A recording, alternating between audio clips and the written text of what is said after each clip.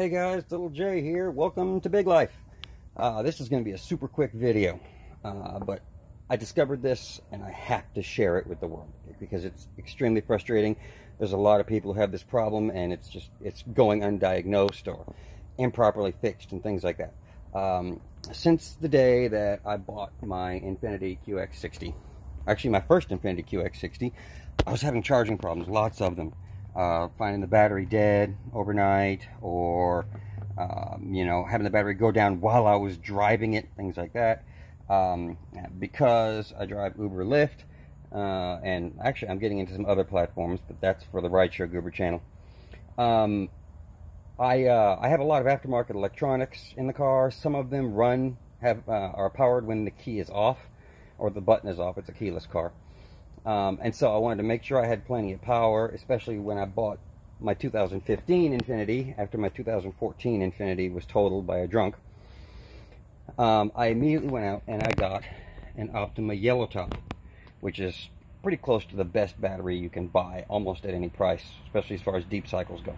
But it's an AGM battery, which you don't have to know a lot about battery engineering to understand, you know, that there's three major types of batteries. There's your regular car battery called a flooded battery. There's AGM batteries, which are newer, higher tech batteries, and there's lead acid batteries, which you might find in some race cars and motorcycles, but lead acid is normally reserved for like your computer UPS and stuff like that.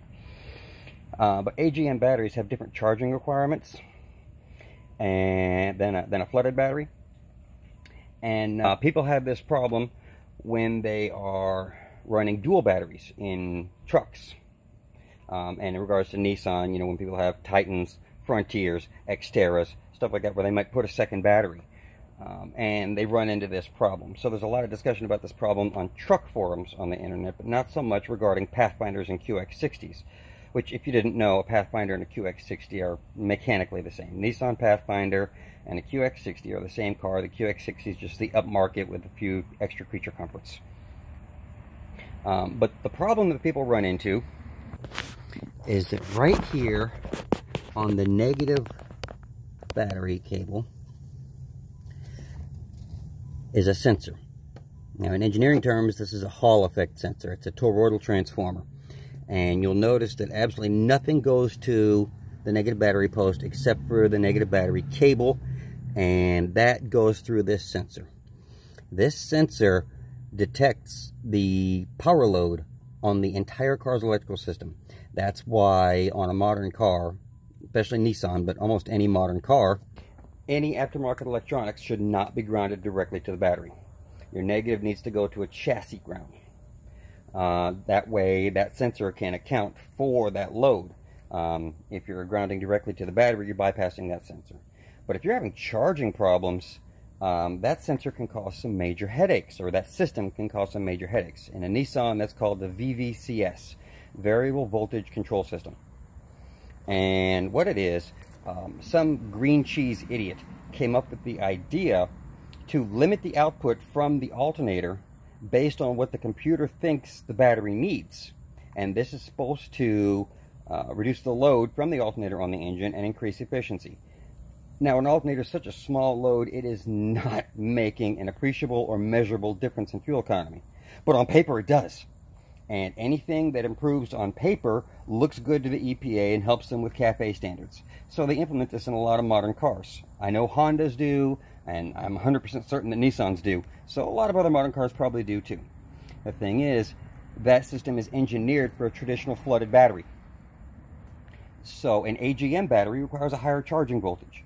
Or if you have a second battery, it won't be taking into account load on the second battery. It won't charge the second battery, or both batteries will go dead when they're connected, then they're isolated. If the isolator is open, then the batteries will just drain each other. And what has become very common on the internet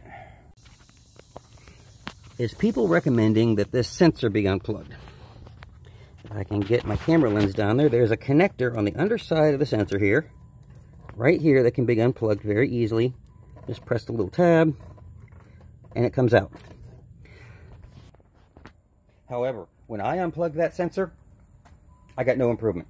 The computer just wasn't getting information anymore, but it was still trying to regulate the voltage. The way the system works is The sensor sends information to the ECM, which is the engine control module.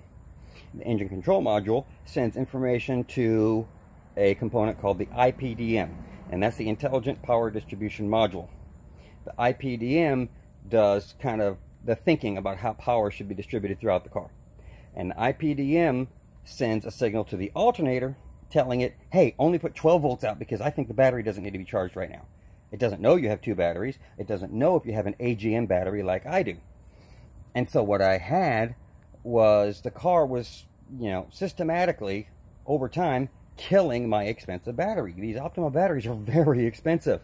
I replaced my alternator once because the charging voltage was low and I didn't know about this VVCS.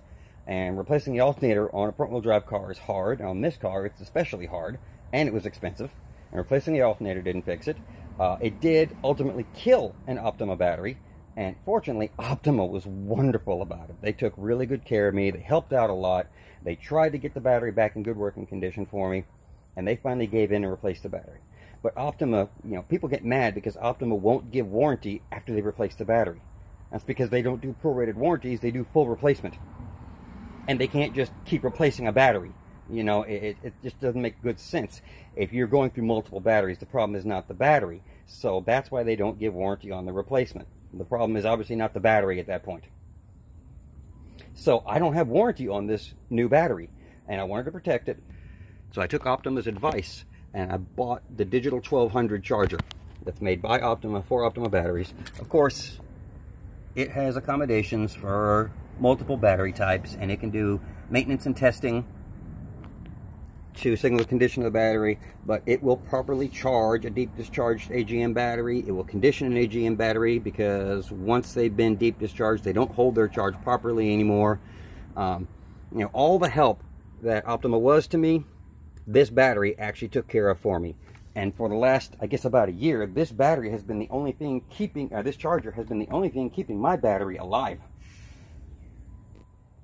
Without that expensive charger, my Nissan would have killed another expensive Optima battery, and this time it wouldn't have been covered by warranty. And of course, the car's got 150,000 miles on it, and Nissan's not going to be of any help to me. So the actual fix, at least in my case, because disconnecting that Hall effect sensor didn't work, was to get into the IPDM, which is not that hard to find. It varies by car. But I'm speaking in terms of Pathfinders and QX60s because there was so little information about it on the internet. This is the IPDM behind the battery. At the battery, you have your fuse box, and behind that is the IPDM just forward of the shock tower and the firewall next to the air intake filter.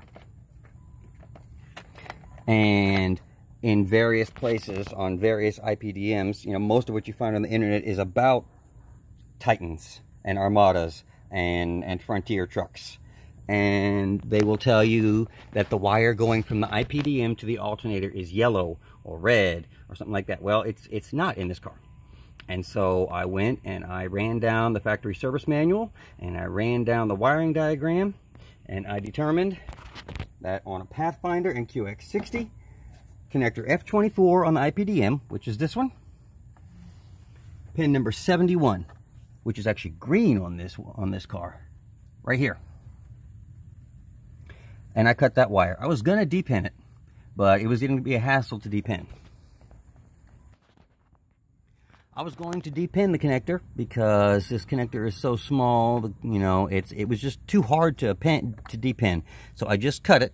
In case I ever want to reconnect it, I crimped on a spade lug to either side.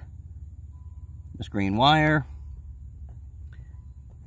So I can just plug it back in if I need to, and I'm going to put some black electrical tape over that to keep it from touching anything, although everything's pretty well insulated inside that IPDM enclosure. It's even weatherproofed.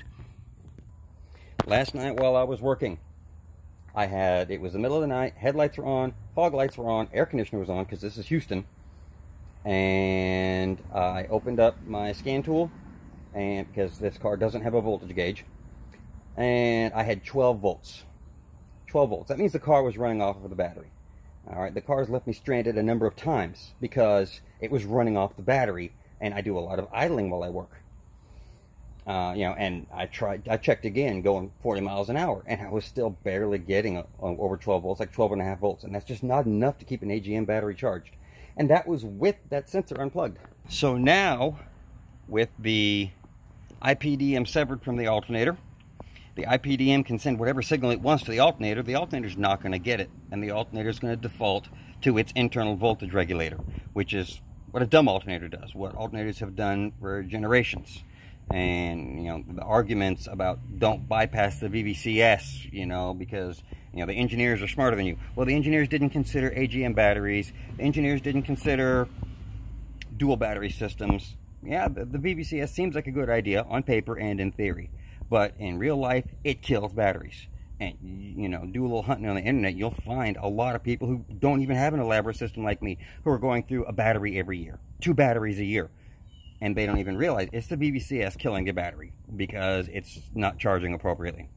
But now that I have it severed, let's fire it up and see what the voltage looks like compared to the screenshots I took of the voltage while driving last night.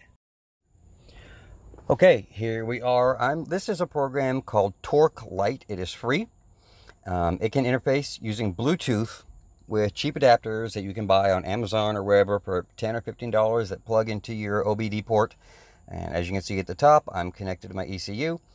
And engine off, key on, we have 12 volts. That's my battery's charge state right now, which is a little bit low because the car spent last night killing the battery for me. So I'm going to have to put it back on the charger. But let's go ahead and start it up and put it under full load and see how that voltage does without the signal going from the IPDM to the alternator. Alright, here we are idling. I'm going to go to full load. The air conditioner on, headlights on, fog lights on. And we're still floating around, maybe just below 14 volts. But this is about as heavy a load as the car could have. And that's still good. That's still charging. Not charging as much as I'd like, but at least it's not running off of the battery now. The biggest load is obviously the air conditioner. If I turn off the air conditioner, we're going to see that spike up. I turn off everything, headlights, fog lights, etc. Yeah, voltage is running around 14.4. Dipping down close to 14. Sometimes jumping above, and I believe when I let it idle for a little while earlier after trying this, it made it up to 14.5, 14.7 a few times. And 14.7 is your optimal charging voltage for an AGM battery while it's under load. But you're not going to get that because the voltage regulator on the alternator is designed to run it at 14.4. So this is going to keep the car charged, finally. So there we have it. After years of heartache and expense and struggling, I even made a video on the Rideshare Goober channel how to add a second battery to my 2014 before it was wrecked. After replacing alternator, 3 batteries actually, because the battery was bad on this car when I test drove it and the dealership put a brand new battery in. The VVCS had killed that one. And of course they put a terrible battery in. That's why I went straight out and bought an Optima, which the VVCS in turn killed. And then I put another one in, and fortunately I've been using that Optima charger to save my battery's life since then. I think we're finally going to have good charging voltage. Over 2 cars, multiple batteries, alternators, years of headache. I hope this saves you some headache if you have a Nissan like this. I mean, I was even looking into getting an overdrive pulley for my alternator because the voltage was low. And that wouldn't have solved anything. The VVCS would have just crippled the voltage back down. So thank you, Al Gore and all your friends. Hope you find this useful. Like, subscribe, share, all that good stuff. And remember, life is a gift, so make it big.